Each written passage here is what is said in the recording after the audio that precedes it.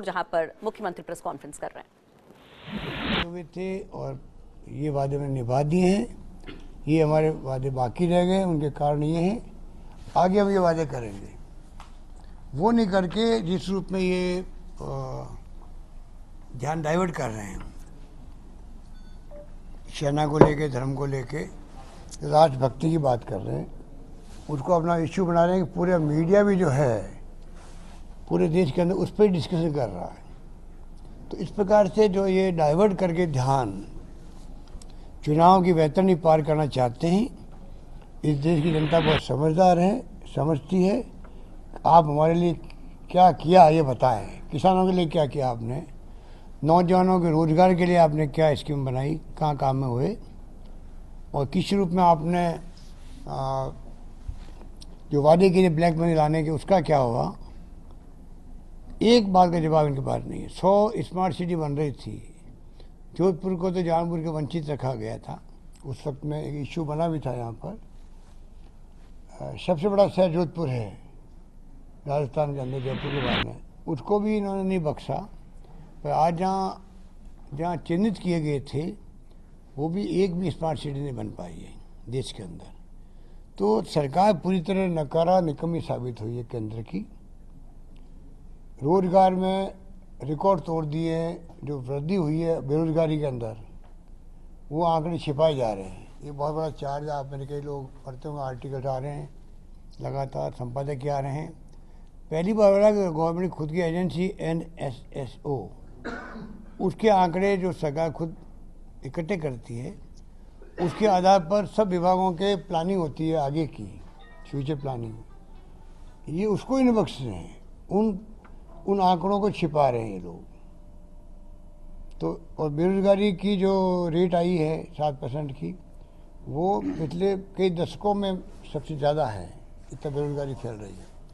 तो इस प्रकार से कोई गवर्नमेंट काम करती नहीं रही है। पर क्योंकि मैं बार बार कहता हूँ कि इनका लोकतंत्र में यकीन नहीं है, लोकतंत्र का मुखौटा पहन के सरकार में आए हैं, अब कहते हैं 50 साल राज करेंगे। तो जिनके दिल में ये भाव हो कि बजाय इसके कि 5 साल में बार बार मैंडेट लो लोगों का कि आम जनता किसको चाहती है, फैसला जनता करने के बजाय खुद ही कहते हैं 50 साल राज करेंगे। तो ये RSS और BJP जिस रूप में इनकी मंशा जाहिर हुई है, खतरनाक है। लोकतंत्र को खतरा है, संविधान को खतरा है और देश को खतरा है। ये विपक्ष पूरा एकजुट होकर बोल रहा है। उसी आवाज़ को जनता को सुननी चाहिए, समझनी चाहिए। अगर नहीं समझे तो आने वाले वक्त में तकलीफ होगी। युवा पीढ़ी है, उनको गुमराह किया जा रहा है सोशल मीडिया के माध्यम से। साधन इनके पास इतने हैं कि सोशल मीडिया को ये योजनाबद्ध तरीके से जिस प्रकार से आरोप लगाते हैं, जिस प्रकार से ये उसका मिसयूज कर रहे हैं, गलत फहमी पैदा करते हैं, वो आपके सामने जो 5 साल इन्होंने यही काम किया। तो मैं समझता हूँ कि ये चुनाव बहुत महत्वपूर्ण है। इसलिए राहुल गांधी जी कहते हैं कि हमारी कोई इससे दुश्मनी किसी से नहीं है, लड़ाई है विचारधारा की, नीतियों की, कार्यक्रमों की। हमारे पास हमारी नीतियाँ हैं, उसके सिद्धांत हैं कांग्रेस के, उसके कार्यक्रम है देश के लिए, और वो लोग इस पे आना चाहिए चुनाव में। बजाय कि आप राष्ट्रभक्त तो सभी लोग हैं, कोई ऐसा व्यक्ति नहीं देश के अंदर जो राष्ट्रभक्त नहीं हो। राष्ट्रभक्त को मुद्दा बना के आप गलतफहमी पैदा करके मीडिया पे दबाव आपका बहुत भयंकर है, चाहे वो विजुअल मीडिया हो, चाहे प्रिंट मीडिया हो, चाहे सोशल मीडिया हो, और उस पर इस गवर्नमेंट का जो दबाव है कोई कल्पना नहीं कर सकता।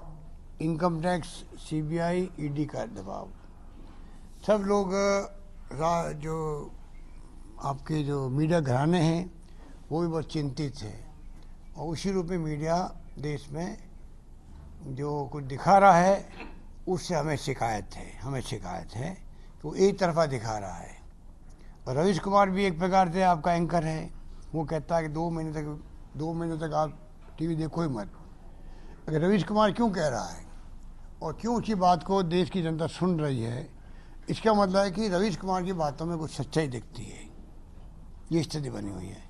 तो मीडिया को चुनाव की घोषणा हो चुकी है। मैं मीडिया की तमाम जो आपके हाउसेज हैं, प्रिंट के हों चाहे वो विजुअल हों, उनको मैं आग्रह करना चाहूँगा, चुनाव का बिल्कुल बच चुका है, अब उनको दबाव से बाहर आना चाहिए, सही बात दिखानी चाहिए। जनता फैसला करेगी कि हमें किन पार्टियों को सत्ता सौंपनी है, वो हमें मंजूर होगा। ये बात है। आपके अनुसार मीडिया पे प्रेशर है या प्रलोभन? वो तो आप यार जानते हो, क्योंकि आप मीडिया वाले। मीडिया दबाव में तो मतलब आप समझ सकते हो कि दबाव किस रूप में है, इसकी परिभाषा तो मैं कैसे कर सकता हूँ कि कोई किसी कारण से होगा, कोई किसी कारण से होगा, कोई किसी कारण से होगा। कांग्रेस मैनेज नहीं कर पा रही मीडिया को।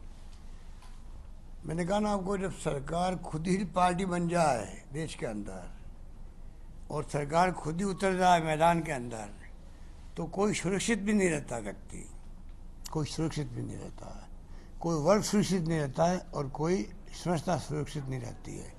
आज हालत यही बनी हुई है कि सीबीआई, इनकम टैक्स, ईडी के अलावा भी जुडिशरी है, आरबीआई है, वो संस्था भी कमज़ोर की जा रही है। बाकी जो इंस्टीट्यूशन दूसरी है, वहाँ पे भी आरएसएस का कब्जा हो गया है, चाहे वो आर्ट की हो, कल्चर की हो, क्राफ्ट की हो या और कोई संस्थाएं हो।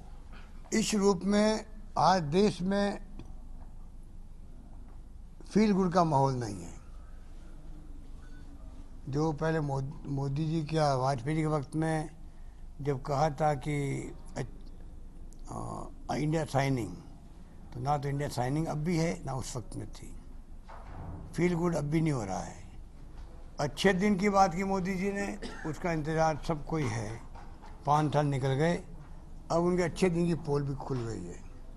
एयर स्ट्राइक से कुछ फर्क पड़ेगा चुनाव में? एयर स्ट्राइक वाला जो प्रकरण हुआ, एयर स्ट्राइक जो पाकिस्तान के साथ में, चुनाव के परिणामों में मेरा मानना है कि जनता सब समझती है इन बातों को। आप एयर स्ट्राइक कर लो या और कोई जुमला बोल दो, वो नहीं। 5 साल आपने क्या किया, जनता इसको पूछेगी और उसके साथ फैसला करेगी। हमें विश्वास है कि मोदी जी की गवर्नमेंट अगली बार नहीं आने वाली देश के अंदर।